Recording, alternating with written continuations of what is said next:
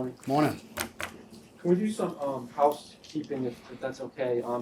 Is Greg Little back? Yes, he'll be out of practice today. Is Leon Eichenberg full go? Liam is, well, we'll get the injury report later on, so you'll get but, we expect him to practice today. Are there any players who are out that would be unexpected? No. Ryan, can you share with us the 2021 team captains? Yes, offensively, Jesse Davis, Mac Hollins. Defensively, Elandon Roberts, Jason McCourty, and in the kicking game, Fedgelin. Coach, curious what your game day routine is for yourself, especially on the road. Do you get out early, you get a workout in? What do you go through to mentally get yourself ready before meeting Thursday? It depends on 1 o'clock versus 4 o'clock versus night, but, try to get a good night's sleep. We prepare throughout the week, so, I feel pretty good going in. So get a good night's sleep, no workout, maybe watch a little bit of film, go through the game plan one more time, see if there's any thought that I may have, talk to the coordinators to see if there's a thought that they may have that was discussed. There's 1,000 things it could be. Hey, what do you think about this player on this, or this route on this third down play, or this concept, or something we could do defensively that may be a little bit different than what we practice, but just a minor adjustment. That's the word I was looking for. Some minor adjustment that we can make, but it's Something, or just something that you make for your own? No rituals. I eat what I feel like, what's in the calf, what I feel like, what looks good, and I'm not really, I don't have any rituals. No. What's up, Adam? How you doing? Alabama now has three starting quarterbacks in the NFL that were all consecutive. You obviously facing one, and you have one of your own team. That program's ability to churn out just high-level quarterbacks is what about the job they do there? I don't think it's just quarterbacks. It's you got position players throughout, offensive linemen, defensive linemen, linebackers, safeties, corners, receivers, tight ends. So they do a good job there of recruiting and then coaching the players so that they can have success at their level, which gives them an opportunity to play in this league, and they've had a lot of success in this league as well. So Coach Saban's done a great job. His staff's done a great job. They've done a great job recruiting, we've got a few Bama players on our team, and we're pleased and happy with those players.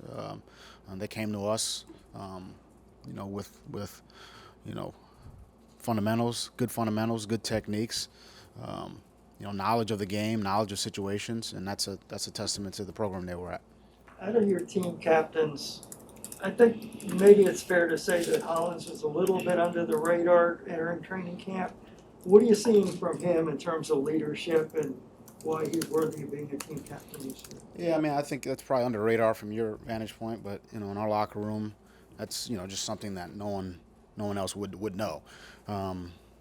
He's brings energy on a daily basis. He works hard. It's important to him. He plays in a variety of positions. He plays in a kicking game. I think he does a lot of good things for our team. His teammates selected him captain, and I think they did that for a reason. How pronounced is the difference between week 1 scouting report versus a week 2 through week 17? Just because, there's educated guesswork every week, obviously, but particularly so in week 1, I would think. Is it a significant difference in what you show guys? Yeah, in week 1, it's when you have the least amount of information. So, I think a lot of it is predicting, forecasting, based off of the preseason, based on what players have done in the past, what coaches have done in the past. But coaches change. We all go through different concepts, different themes throughout the offseason, offensively, defensively, in the kicking game. Implement a few new things. So I think at the end of the day, game one is about fundamentals, techniques, communication, tackling well, which is obviously part of a fundamental, throwing, catching the ball, playing penalty free. I think those things, no matter what week, those are things that are kind of standard operating procedures you have to have. But week one, from a scouting, plays, schematic, concept standpoint, you have the least amount of information. But then you really kind of rely on your rules, believe in your rules, follow your rules, and your fundamentals. And I think if you do that, really in any game, probably your best bet. What would be your thoughts for Tua relative to using his voice to stress his input on not only the offensive concepts, but the weekly game plan?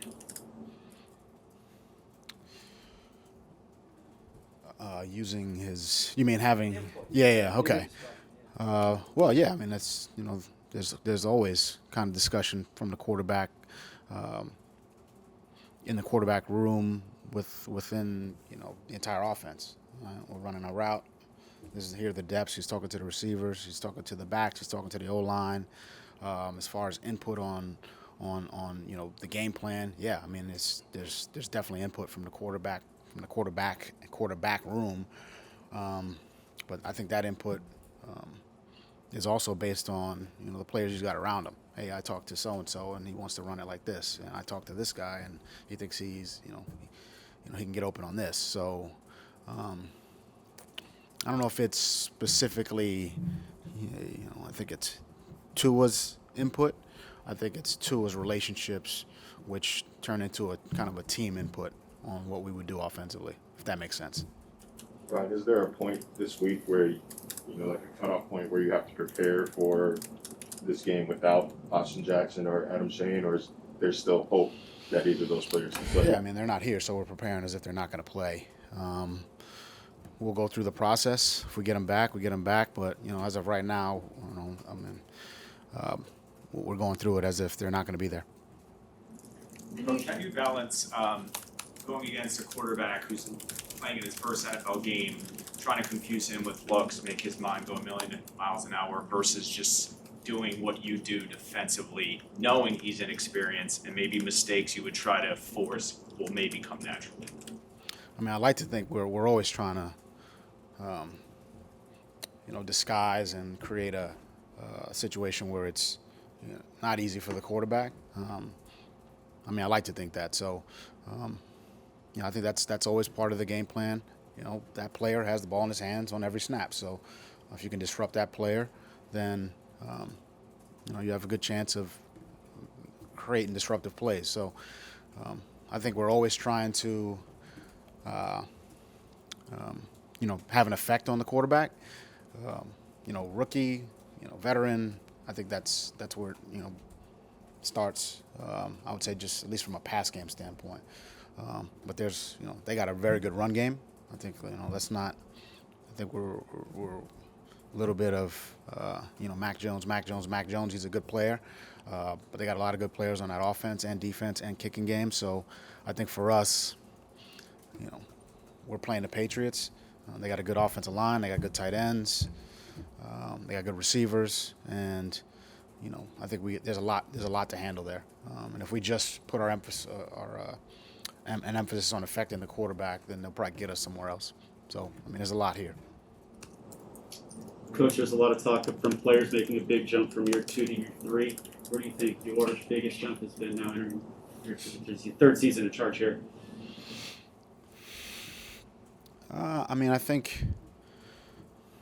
I just take this one day at a time.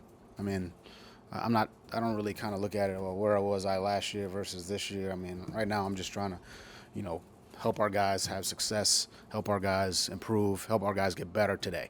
And, I don't think that way. I don't think about, where I was a year ago from where I am now.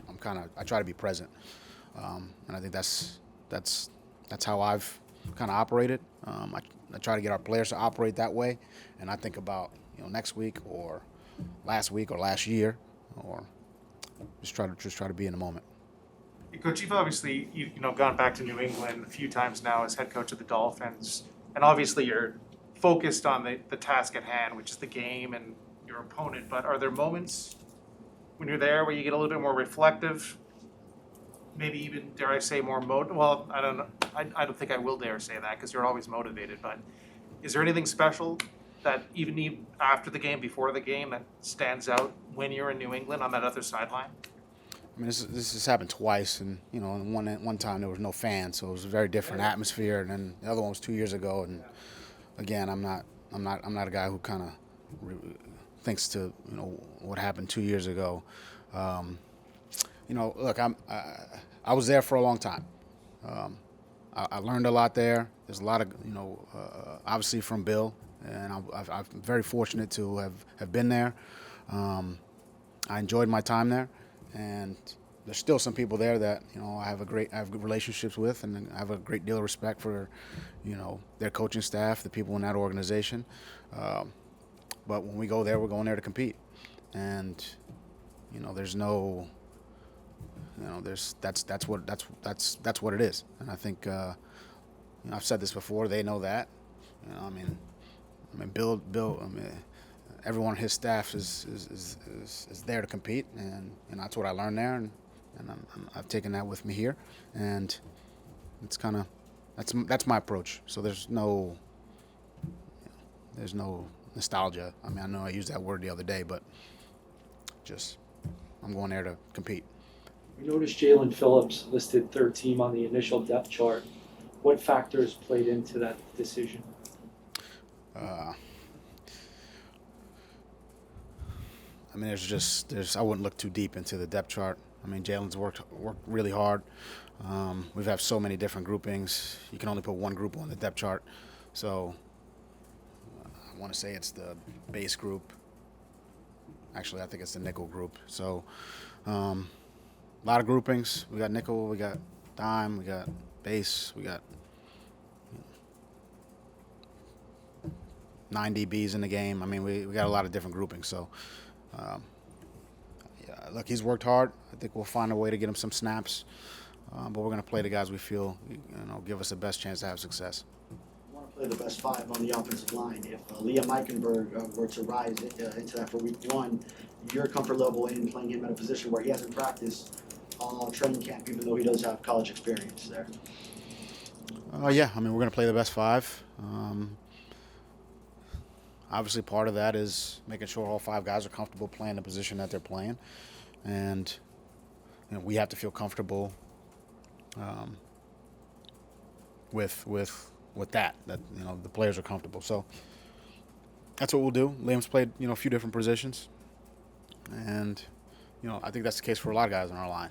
Rob Hunt's played tackle, Jesse's played tackle and guard, left side, right side. Dieter's played guard. Rob Jones was a tackle in college. I mean, it's just, we like the versatility, and that's why we have it for situations like this, where we could potentially be, down one guy, and if that's the case, and the next guy's got to kind of step up, and I think we're comfortable with we'll be comfortable with whoever we put out there. You've said many times that you tend to be present, like the answer you just gave a couple minutes ago. You just focus on what's in front of you. Do you find that players generally have that same approach, or is that something you kind of have to sort of steer them toward? I think we all naturally, think about the past, think about the future. I think that's just kind of general human nature, or that's been in conversations with people about this topic. That's what's in front of me, what happened.